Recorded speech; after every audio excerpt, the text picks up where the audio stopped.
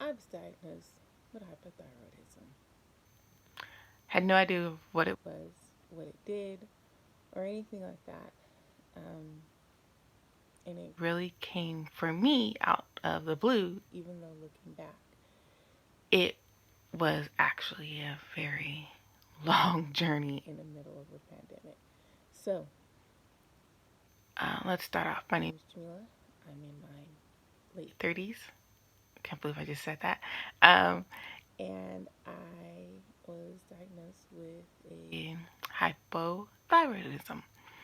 And if you don't know what hypothyroid thyroidism is basically means your is working too slow.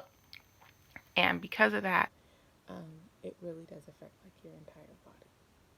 it's the easiest way to say it. It really affects your entire body.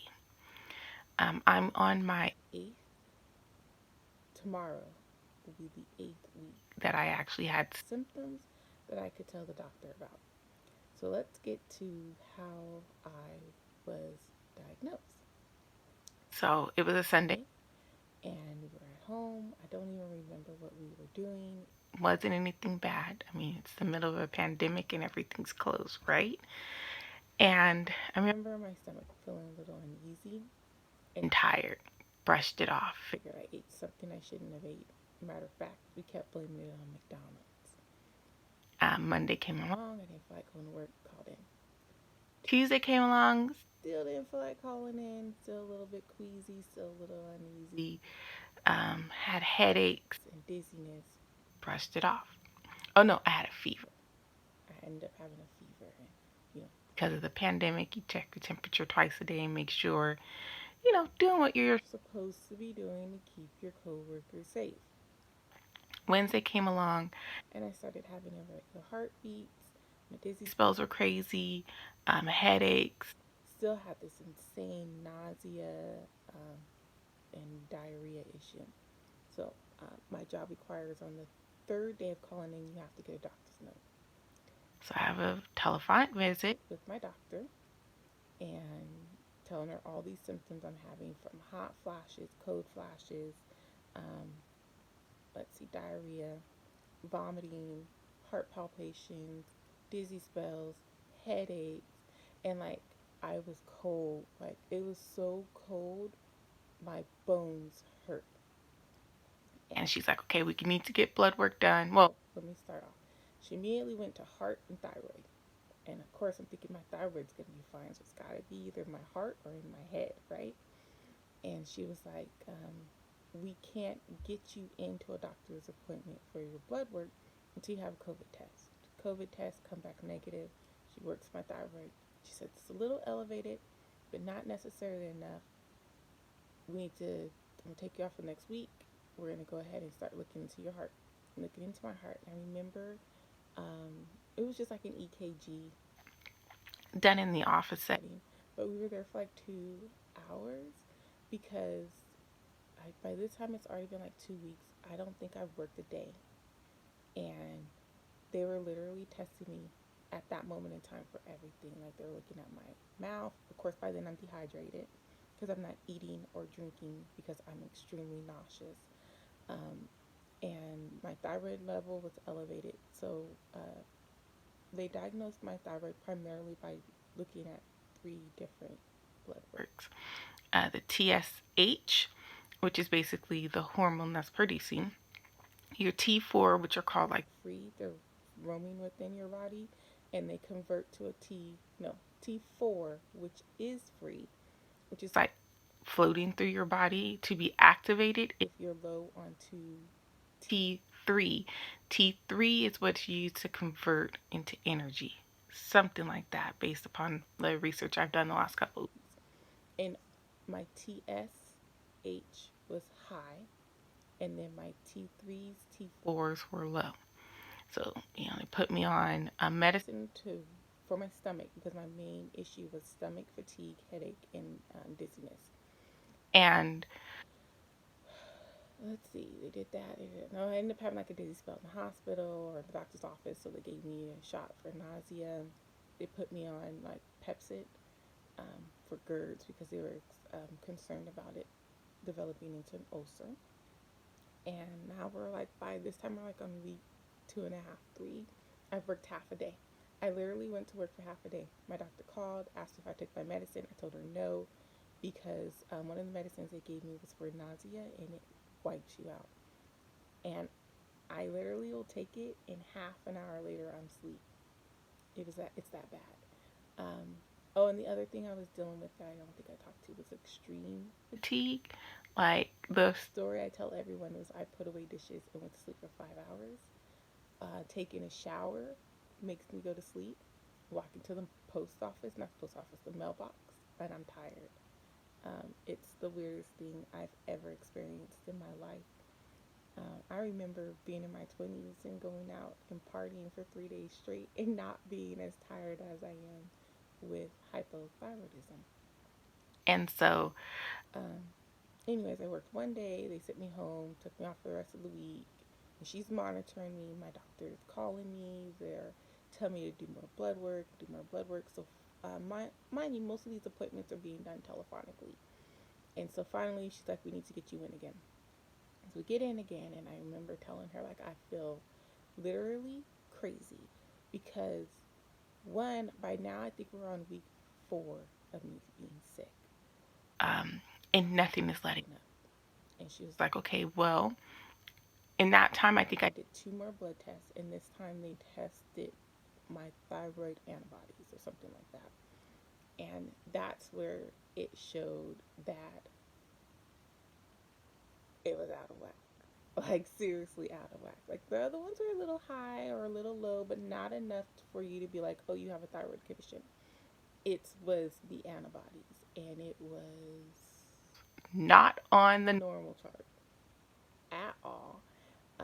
And it was concerning because it's like, dude, this little bitty tiny thing in your neck. And of course, you know, you go to the doctors and they poke around in your neck and nothing's wrong. But I was sitting there thinking, like, this little bitty tiny thing in your neck literally destroyed your life. Like, I ended up getting fired from my job. I still battle with fatigue. I battle with indigestion, diarrhea, nausea, vomiting. And I'm currently learning how to eat because apparently there's certain things that make me feel sicker than others. And I found that out on my own before doing research. So Yeah, it's a very serious condition. but I actually started doing this because while I'm researching, I'm noticing that there aren't a lot of people online who look like me, yeah. I don't see a lot of black people, particularly black women, and being that women are diagnosed with some form of thyroid disease more often than men, I'm like, why? And I'm questioning, like, why aren't we posting what we're going through? Why aren't we posting how we're eating? Because we tend to live, and I'm not saying all of us, but because I don't, but I do know that there are black women who live in food deserts, and there's a lot of us, you live in an urban setting, and I'm using I guess, textbook terms, but let's call it what it is. you live in the hood, you don't have fresh fruits and vegetables. If you live in a rural setting, so that's another textbook term. So let's go ahead and say if you live in like the country, you don't get a lot of fresh fruits and vegetables. So what do you eat? You know, if you're raised Eating, soul food. fried chicken, I don't eat pork, but I'll go ahead and talk about other people, food that other people would eat. But like if you grew up eating like pork and bacon and ham hocks, and black eyed peas and collard greens and stuff like that, and you're still cooking those things for family occasions or for family members, mind you, those can also be done very healthily. I don't eat pork and I was a vegetarian for several years. how are we Cooking for ourselves and for our family members to maintain a healthy diet and a healthy thyroid to get past all of these symptoms that we have. And I don't see us. like at all? Like, I haven't seen one black woman post a video about hypothyroidism at all. When I tweet about it on my quote unquote account on Twitter, not one black person responds. And I'm sitting there thinking to myself, like, where are we? Where are people who Look like me and may have gone through things that I've gone through. I got lucky. My doctor is a G.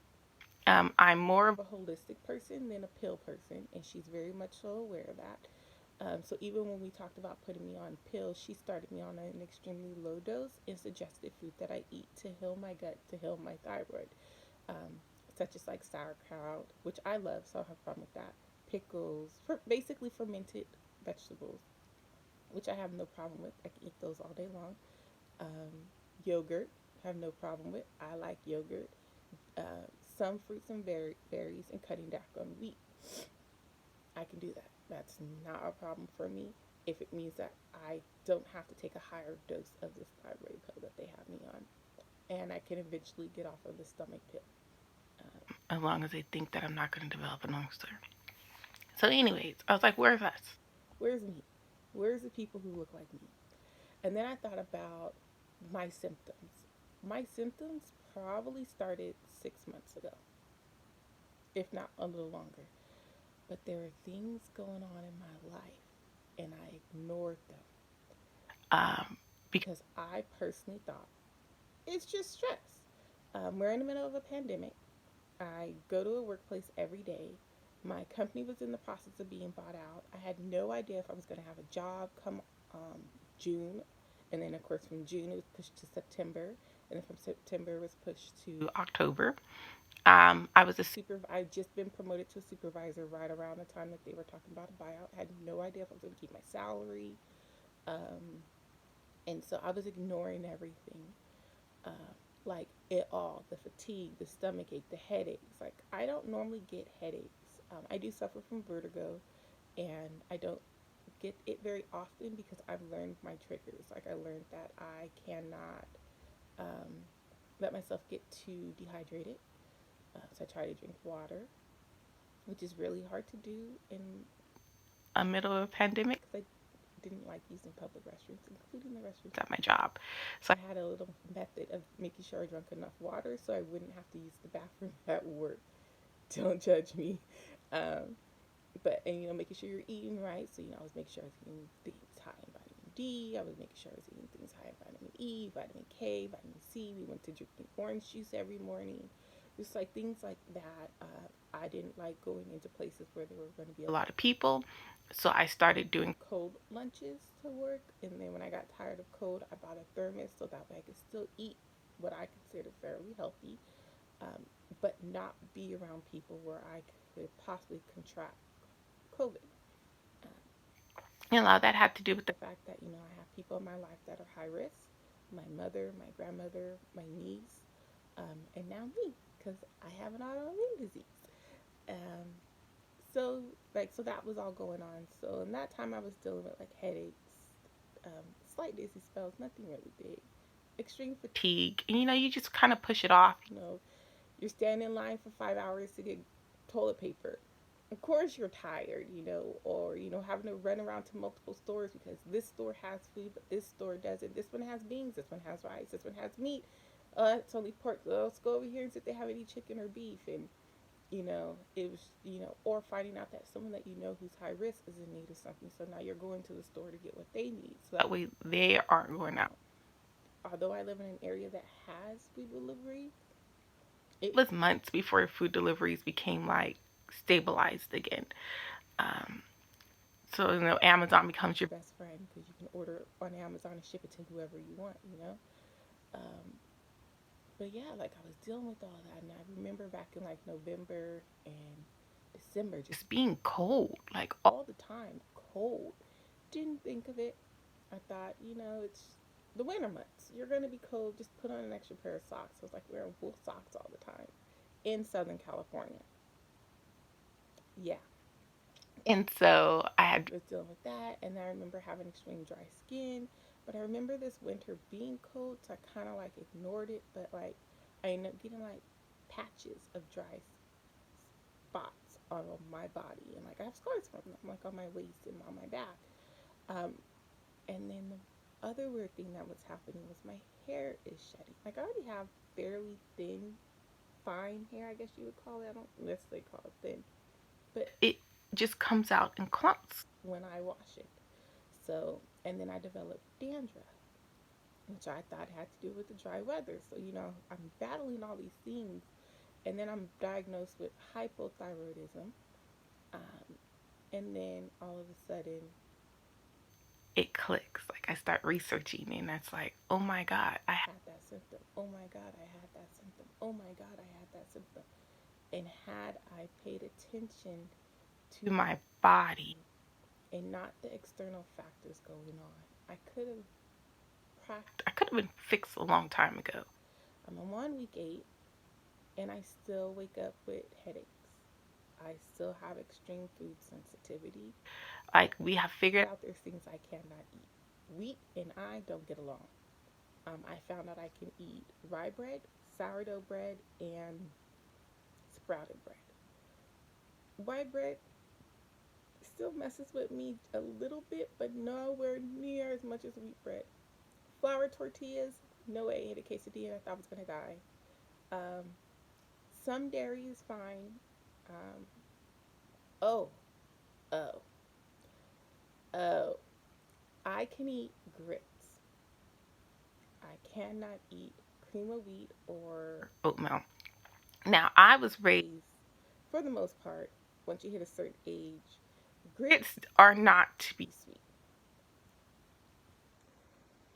I wanted a healthy breakfast of oatmeal with bananas and nuts. Should be healthy, right? So, or I should say like a porridge, hot cereal, whatever. So I made cream of wheat, and I thought I was gonna die. It was horrible. so now I have to train my brain to allow myself to eat grits sweet. Blasphemous, right? But I have to if I want to eat it warm. Now we did find out that you can do like a keto style breakfast hot cereal, but it's not hot cereal, it's nuts. And hot milk. You might as well put peanut butter And hot milk and call it a milkshake. Like, I don't know. So it's gonna take a process, yes. I can eat protein, pretty much. Protein doesn't bother me at all. I am going to try to start doing bone broth. I used to do it all the time, and I stopped. I don't know why. I have to limit my caffeine. Most berries are okay, but I did read online where they say to limit strawberries because the seeds can get it in your gut. Because basically right now I'm just trying to make sure I don't have a leaky gut. So like cut back on sugar, sugary products. Wheat and I are not friends, which is funny because I could eat bagels. I have no problems when I eat bagels. I have a problem when I eat other stuff. I don't know. But it's bagels with butter. I can't eat bagels with cream cheese. That hurts my stomach. So I don't know. I may never ever be able to eat bagels in life again. And that's just a tragedy. The other thing is beans. I can't have beans. So I'm from Southern California. I live in Southern California, born and raised. I've only lived outside of California for a month. Oh no, a year. So most people think of Southern California, they think of beans and Mexicans. Nope. Everybody eats beans. Italians eat beans. Ethiopians eat beans. Well, it's more so lentil, but still. Mediterranean, you have beans. You have garbanzo beans. You have fava beans, white navy beans, pinto beans, black beans, kidney beans. Oh, rice and peas? I can't eat rice and peas. Not right now. Hopefully one day I can. But looking online, it looks like I could possibly get away with lima beans or butter beans, both of which to me are the same thing. I don't like the texture. And I could possibly get by eating lentil beans, which is fine. I love lentils. When I was a vegetarian, I ate lentils all the time. Possibly black-eyed peas, because black-eyed peas, lentils, and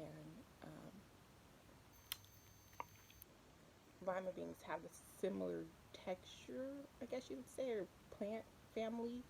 I don't know. But I'm devastated because can't eat nachos without beans on them. I mean, I don't know, like you just can't live without beans. Like, I can't have hummus because of the garbanzo beans. And I know there's people who are like, oh, just make it with another beans. Yeah, go tell that to the 90-year-old, you know, Palestinian woman or Lebanese woman at her house. Oh, just make garbanzo beans with something else, or make hummus with something else. Like, she probably like, get this infidel out of my house. And I probably shouldn't say that because that's racist, but I did. But like Those are things that I think about and like, how am I going to heal myself and be a better person. and The thing is being represented. Like, in the last several years, we have talked about in American society, inclusion, making sure everybody's represented some way, somehow. And when you go and look on Instagram or Twitter and even on YouTube, and you see, thin, blonde, white, upper middle class females talking about their experience, it doesn't fit you. It doesn't fit someone whose family says, pray it away. So if you come from certain church religions, everything is praying. The devil's out to get you, so we're just gonna pray. It's gonna go away. Yeah, God makes miracles, but also God helps those who help themselves. So praying may not work for me. It's really gonna take me learning to eat a different way and listening to my body. I remember when I was first being sick, everyone was like, you're just stressed, you're just stressed, you're just stressed. And I remember crying to my doctor, like, it can't be in my head. How I feel cannot be in my head. And I go to therapy. I go to therapy at the same place that my doctor is, and I already signed a waiver that my doctor can see my therapy notes. Right? Because you never know. There might be something in there that could let her know what's wrong with your body. So it's important for me to have those things together. And my doctor hugged me. Mind you, this is in the middle of a pandemic. She's wearing a face mask, a face shield, and I got my face mask, my double face mask on because the doctor's doubling it up. And she hugged me and she goes, it's not in your head. She goes, look, these are your blood numbers. Like, I remember her looking at him. She goes, this is normal. Yours is way over there. You're not normal. So, and I remember her telling, like, if people are telling you it's stress, just tell them, no, I'm physically sick. You just can't see it because it's in my blood. And, like, it just was like, first of all, I got mad. Like, after I cried and I thought about what she said, I got mad. Like, I shouldn't have to tell you as an adult, I'm not stressed. I have coping mechanisms. I can run down a whole list of things that I can do that makes me feel non-stress.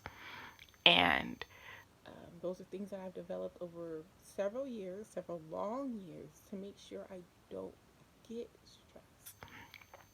And that I can function in a dysfunctional world. Black women in America don't know what to tell you.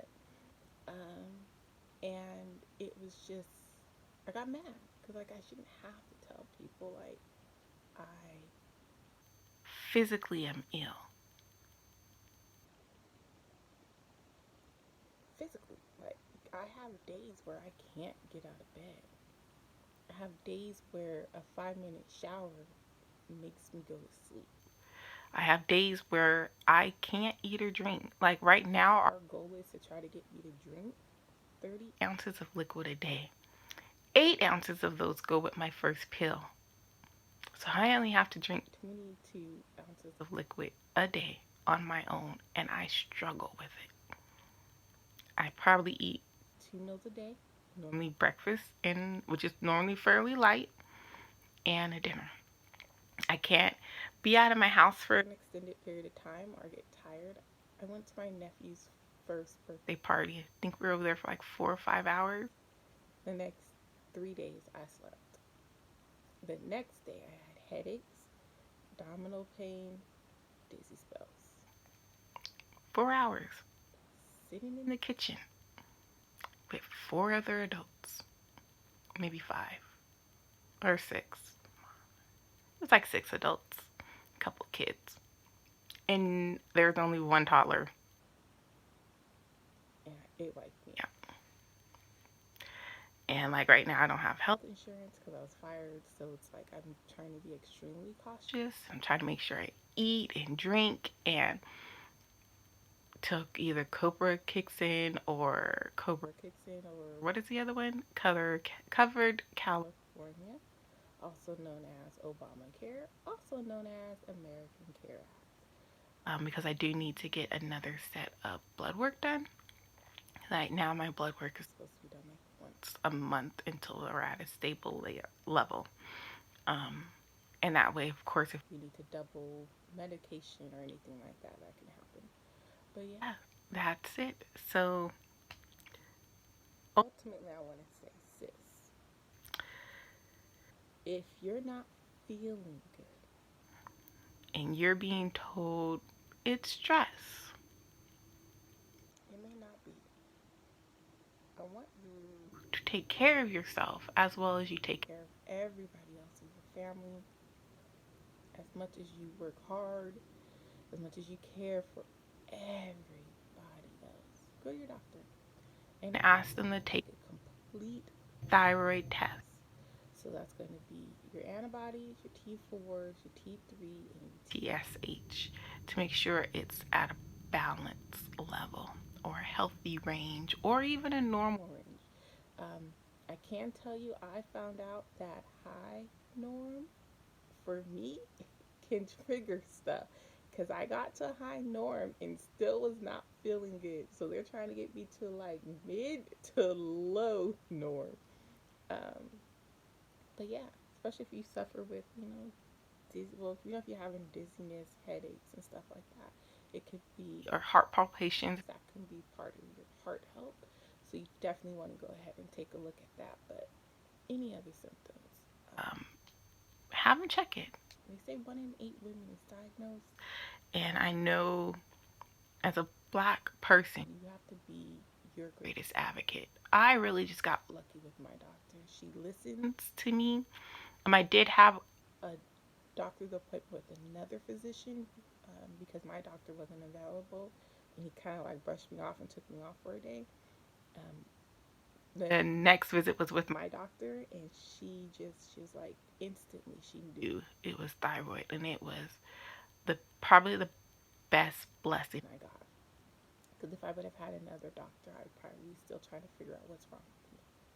So definitely, sis, go to the doctor and have a complete blood work for your thyroid. So they should be testing for four things.